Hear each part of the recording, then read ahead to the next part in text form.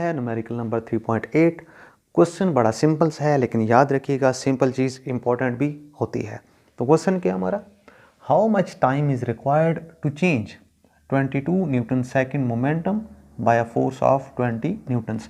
कि एक बॉडी के ऊपर हमने फोर्स लगानी है और उसका मोमेंटम चेंज होगा। फोर्स लगाने से उसका मोमेंटम चेंज होगा। हम जानते हैं Newton's law in terms of momentum, कि जब आप किसी बॉडी के ऊपर फोर्स लगाते हैं फॉर सम टाइम तो उसके मोमेंटम में चेंज आता है, तब्दीली होती है। तो हमने क्या करना है, हमें फोर्स लगानी है, यानी फोर्स है 20 न्यूटन्स।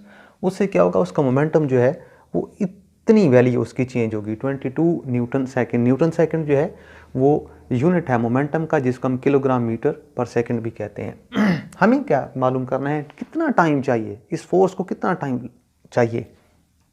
तो time is equal to question mark हो जाएगा अपने हमारे डाटा में। चेंज इन मोमेंटम, जो फोर्स लगाने से मोमेंटम में चेंज आता है, चेंज इन मोमेंटम को हम लिखते हैं डेल्टा पी।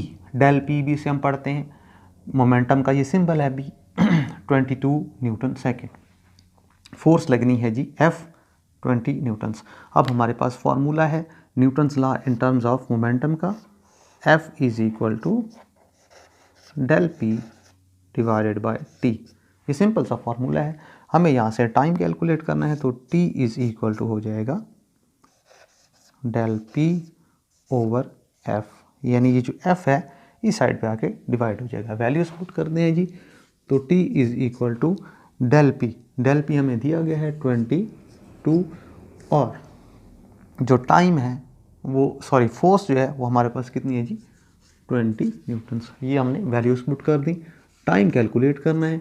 अब देखें जी, आपने सिंपली क्या करना है, डिवाइड करवाना है रफली, क्योंकि आप इसको डिवाइड भी करवा सकते हैं, ये देखें कैलकुलेटर पे भी करवा सकते हैं।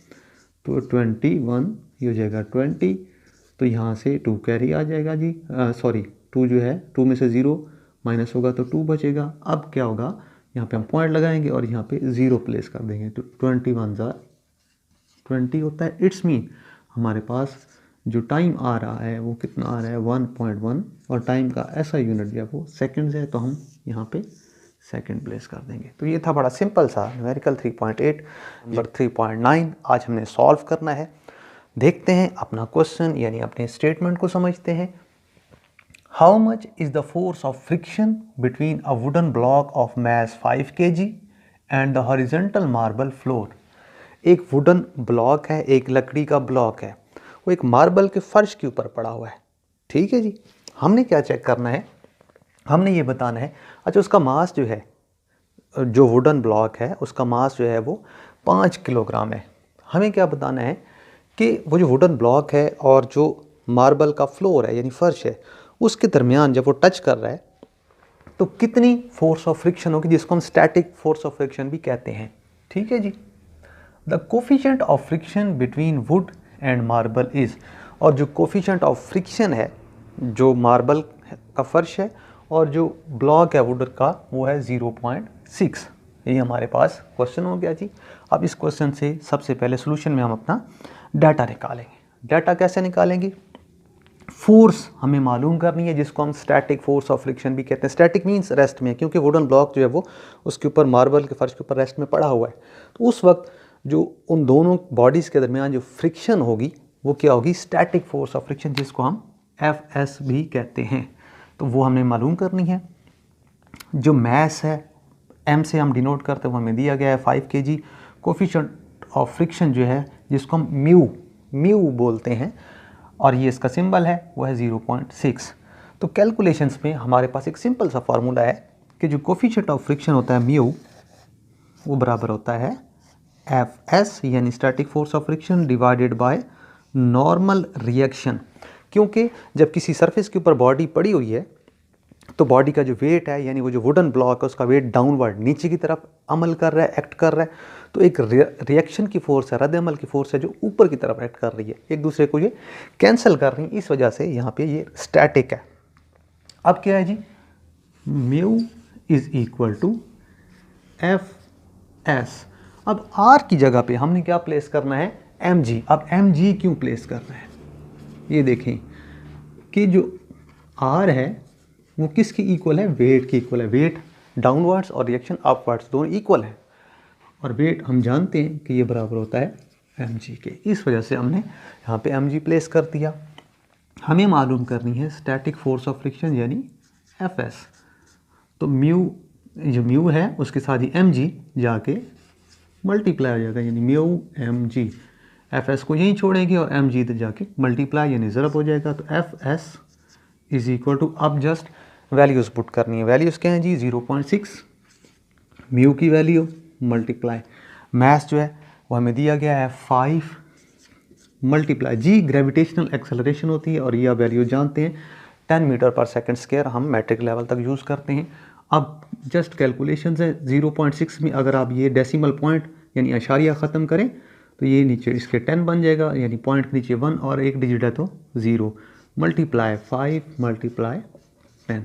10 से ये 10 कैंसल आउट हो जाएगा क्योंकि ये दो वैल्यूज़ डिवाइड हो रही हैं और 6 और 5 को आपस में मल्टीप्लाई करें तो ये आपके पास बनता है 30। तो ये हमारे पास जो स्टैटिक फोर्स ऑफ फ्रिक्शन है वुडन ब्लॉक और फ्लोर के दरमियान में वो बनती है 30 न्यूटन। तो डी स्टूडेंट ये है न्यूमेरिकल नंबर 3.9। यकीनन आपको समझ आया होगा। न्यूमेरिकल नंबर 3.10 हमने सॉल्व करना है। हमारा नेक्स्ट न्यूमेरिकल है 3.10 न्यूमेरिकल। तो चलते हैं अपने क्वेश्चन को देखते हैं, स्टेटमेंट को समझते हैं। क्वेश्चन क्या है जी?